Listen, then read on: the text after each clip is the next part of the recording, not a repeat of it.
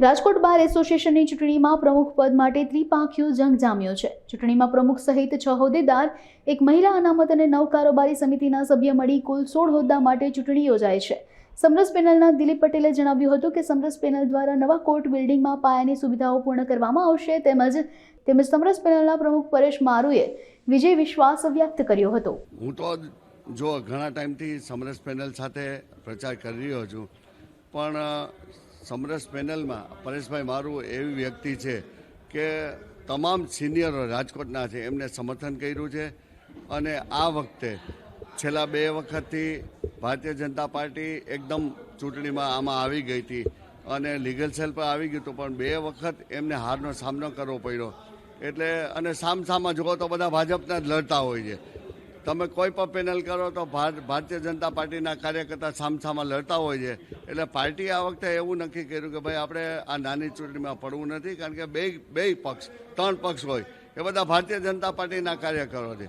એટલે આજે સવારથી આમ જુઓ ને તો એક ઉત્સાહભર કે મોટામાં મોટી સંખ્યામાં ભાઈઓ બહેનો મતદાન કરવા આવી રહ્યા છે અને લગભગ 100 થી 150 અત્યારે વોટ અત્યાર સુધીમાં પડી ગયા છે। અને પરેશભાઈ મારુની ટીમ જે સમરસ પેનલ આખી ટીમ ચૂંટાઈ અને સાંજે અમારે ફટાકડા ફોડવાના જ છે, નક્કી છે। સાહેબ, કોર્ટમાં તો સૌથી પહેલાં જુઓ તો નાનામાં નાનો પ્રશ્ન, એક તમારે 2 રૂપિયાની સ્ટેમ્પ ચોંટાડવી હોય તો તમારે અહીંથી ગોકુલ કોમ્પ્લેક્સ એટલે જૂની કોર્ટ જવું પડે। તમારે સ્ટેમ્પ પેપર લેવું હોય તો ગોકુલ કોમ્પ્લેક્સ અહીંથી 5-7 કિલોમીટર જવું પડે। તમારે ટાઈપ કરાવવું હોય તો 5-7 કિલોમીટર જવું પડે। એટલે આમ જુઓ તો પ્રાથમિક સુવિધા સામાન્ય રીતે શૂન્ય અને ઝેરોક્સ પણ નહોતી। આજે ઝેરોક્સ નહોતી, પછી બહુ રજૂઆત કરી અને ઝેરોક્સનું અહીંયા ગોઠવું, પણ આમ જુઓ તો પ્રાથમિક સુવિધા નામે શૂન્ય। અને બહુ ચગેલો પ્રશ્ન એક કહું ટેબલનો, તો ટેબલનો પ્રશ્ન એક ખોટો ચગાવવામાં આવ્યો છે, કારણ કે કોઈ પણ વકીલ એને અરજી લખવી હોય, કાંઈ લખવું હોય તો ઊભા તો લખાય નહીં। ટેબલ તો જોઈએ જ, આપણે બેસીને લખવું હોય તો ટેબલનો પ્રશ્ન પણ સાચો હતો। અને આ બધા જે પ્રાથમિક સુવિધા નથી એ હાઈકોર્ટે અને ડિસ્ટ્રિક્ટ જજે પ્રાથમિક તબક્કો એને ધ્યાન રાખી, પ્રાથમિક સુવિધા ધ્યાન રાખી અને દેવી જોઈએ। સાહેબ, ત્રિપાંખીયા જંગમાં મારી દ્રષ્ટિએ મજબૂત ટીમ છે, એ જીતશે। સમરસ પેનલ છે એ હું માનું બહુમતીથી, ખૂબ બહુમતી, જંગી બહુમતી જીતશે એવું લાગે છે। પરેશ મારુ, સમરસ પેનલ, અમે વર્ષ 2024-25ની અમારી રાજકોટ બાર એસોસિએશનની જે ચૂંટણી છે એ ચૂંટણીમાં સમરસ પેનલના નામથી મેં તથા મારી સમગ્ર ટીમે ઉમેદવારી નોંધાવેલ છે, જેમાં મેં મારી ઉમેદવારી પ્રેસિડેન્ટ તરીકેની નોંધાવેલ છે। સમરસ પેનલના એજન્ડાની વાત કરીએ તો ઘણા બધા અમારા એજન્ડા રહેલા છે।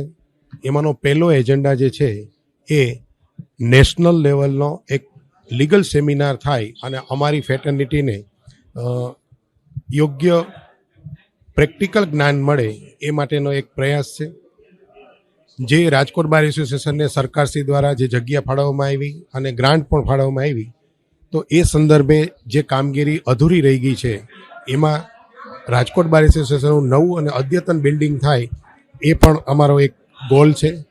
સાથે સાથે અમારી લીગલ ફેટર્નિટી માટે એક લીગલ ક્લિનિક કરવાનો પણ અમારો બેઝિક ઇન્ટેન્શન છે। લીગલ ક્લિનિકની અંદર જે જુનિયર એડવોકેટ ભાઈઓ અને બહેનો હોય તો એમને યોગ્ય પ્રોપર પ્રેક્ટિકલ જ્ઞાન મળી એ સ્વનિર્ભર અને આત્મનિર્ભર બની શકે એ દિશામાં અમે પ્રયાસ કરીશું। નવા કોર્ટ બિલ્ડિંગની બેઝિકલી વાત કરવામાં આવે તો નવા કોર્ટ બિલ્ડિંગની અંદર ઇન્ફ્રાસ્ટ્રક્ચર સરકારશ્રી અને હાઈકોર્ટ દ્વારા જે આપવામાં આવેલ છે, બીજી અન્ય સુવિધાઓ પણ એમાં આપવામાં આવેલ છે, છતાં પણ અમુક સુવિધાઓ એમાં હજી સુધી 1 વર્ષ પૂર્ણતાના આરે છે છતાં પણ શરૂ થઈ નથી। જેમ કે એટીએમ છે, પોસ્ટ ઓફિસ છે, બેંક છે, એમની સુવિધા હોવા છતાં શરૂ નથી થઈ, તો એ પણ અમે શરૂ કરીશું। ખરેખર અમારો જે બેઝિકલી પ્રોફેશન છે એ પ્રોફેશનની અંદર અમારે કોર્ટ ફી સ્ટેમ્પ અને કોર્ટની ટિકિટ સિવાય ચાલે નહીં। સેમ ટાઈપિંગ વગર પણ કોઈ વસ્તુ શક્ય નથી। તો આવી બેઝિક સ્ટેમ્પ વેન્ડરોને, ટાઈપરાઇટરોને કોર્ટ પ્રિમાઇસીસની અંદર યથાયોગ્ય સ્થાન મળે એ માટેના અમારા પ્રયત્નો રહેશે।